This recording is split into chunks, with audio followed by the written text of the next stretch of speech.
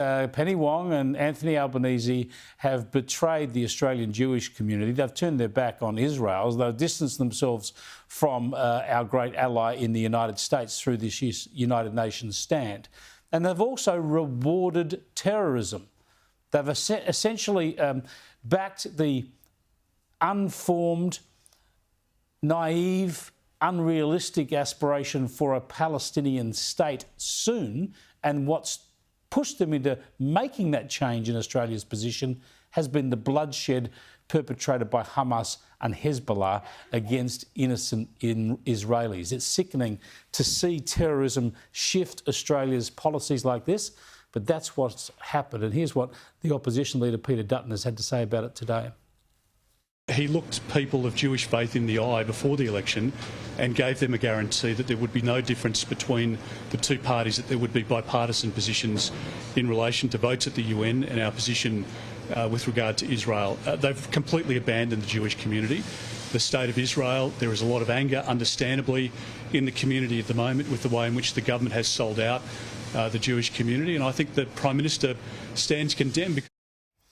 Let's go now to Alex Ryvchin from the Executive Council of Australian Jewry, joining me live from Sydney. Thanks for talking to us again, Alex. You must be wondering where this constant walking away from Israel will end with this government. Well, this has been going on for a long time now. Step by step, this government is taking our country further away from the US alliance and further away from its partnership and friendship with a democratic ally in the Middle East, which is Israel, and further away from the Australian Jewish community. There's no denying that.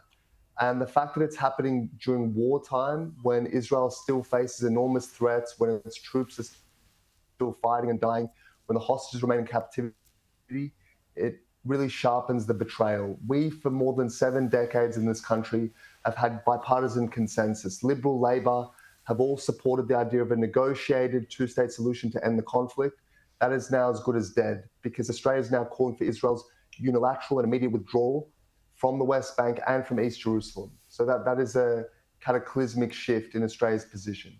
Well, not only is that a ridiculous shift in a cataclysmic shift, as you say, in Australia's position, it is also absolutely impractical. It could not, would not, cannot happen under current circumstances. So it's just an idiotic position for us to align ourselves with. I'm wondering to what extent the Albanese Labor government and Foreign Minister Penny Wong and her advisors have consulted with the Australian Jewish community over any of these changes.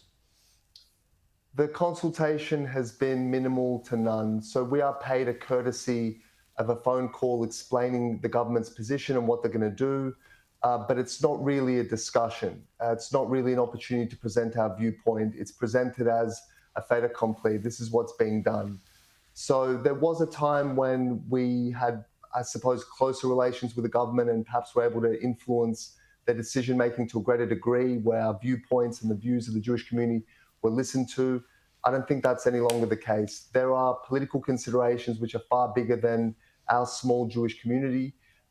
We are seen as politically expendable, and I think the government has shown where it stands. As they say, all politics is domestic, and I think this is very much geared towards the election next year and looking at the threat from the Greens and also from the Muslim community.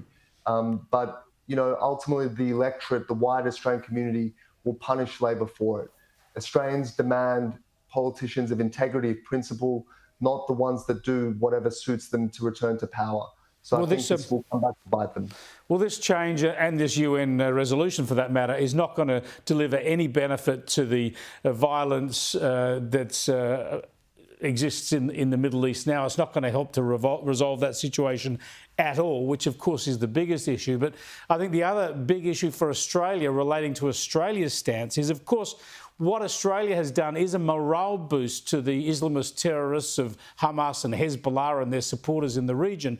But as I said at the opening of the program, it's essentially a morale boost to Islamist extremists everywhere around the world, including in Australia. When we've seen so much rampant hatred in this country, Jew hatred, anti-Semitism over the past 13 months or so, since October the 7th last year.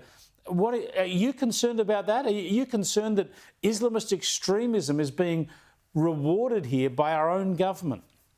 Of course, of course. And when this war eventually ends and the dust settles, Hamas, or what's left of it, and similar Islamist organizations throughout the world and the Iranian regime and other rogue states will evaluate what was accomplished by October 7. And they will look at the fact that as a result of that bloodshed, of that carnage, of that barbarism, they managed to bloody Israel's reputation in the international stage, that former allies like Australia, rather than rushing to assist Israel after it was attacked in such a way, actually backed away from it. So while militarily they would have been absolutely decimated, in terms of propaganda and PR and political victories coming from violence, they would view this as a success. And that is such a dangerous message to send. And it's contrary to our national interest. And I think, the government thinks they're doing something that's politically useful for them, but I think they'll get a nasty shock next year as a result. Thanks for joining us, Alex. That's so spot on.